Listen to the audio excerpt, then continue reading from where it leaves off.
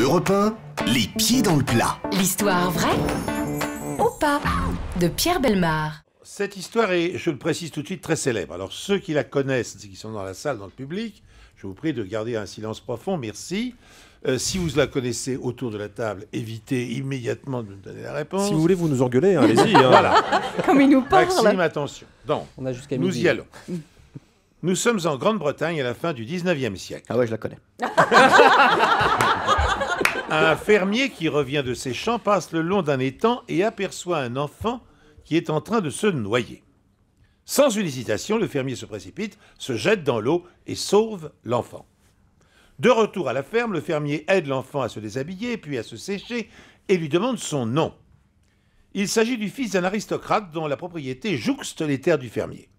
Ce dernier ramène l'enfant à son père. L'aristocrate, pour remercier le fermier, demande « Avez-vous un garçon ?» Le fermier répond positivement. « Voulez-vous me le confier pour lui permettre de recevoir une bonne éducation ?» Le fermier accepte, et c'est ainsi que son fils va devenir un grand savant. Le fils du fermier se nommait Alexander Fleming, qui inventera la pénicilline, et le fils de l'aristocrate Winston Churchill, à qui nous devons notre liberté. Alors déjà, qui la connaissait dans l'équipe? Personne. Vous la connaissiez?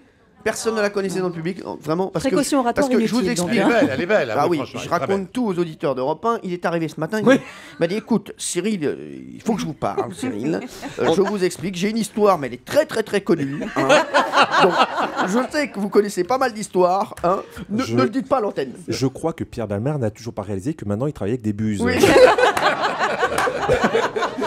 Parce qu'il était persuadé que je la connaissais.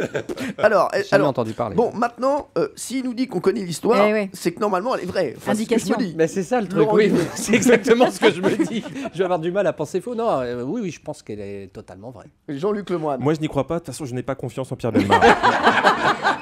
Mais il y a un gros problème, le moine. C'est ça, il y a un contentieux. Valérie. Ah non, elle est tellement jolie que j'espère qu'elle est vraie. Oui, bah c'est comme vous.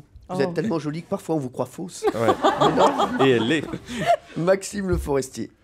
Oh, je la pense vraie, oui, oui. C'est une belle histoire. en Ah tout oui, cas. puis Bellemare, quand il parle, moi je le crois. C'est ça le ça, le problème. Vous le connaissez mal. Pierre Bellemare qui nous raconte ses histoires. Alors tout le monde ici croit en l'histoire de Pierre Bellemare, Non, pas moi. à part Jean-Luc Lemoyne. Mais lui, c'est une question personnelle. Il a un problème Question de perso principe. avec Pierre. Mais Pierre, je serai toujours là pour vous défendre, ne vous inquiétez pas. Pierre, est-ce que cette histoire est vraie ou est-ce que cette histoire est inventée par vous? Alors, voilà ce que disait Alexander Fleming de cette histoire. C'est une bien jolie fable. Elle est entièrement fausse. Oh là là là là.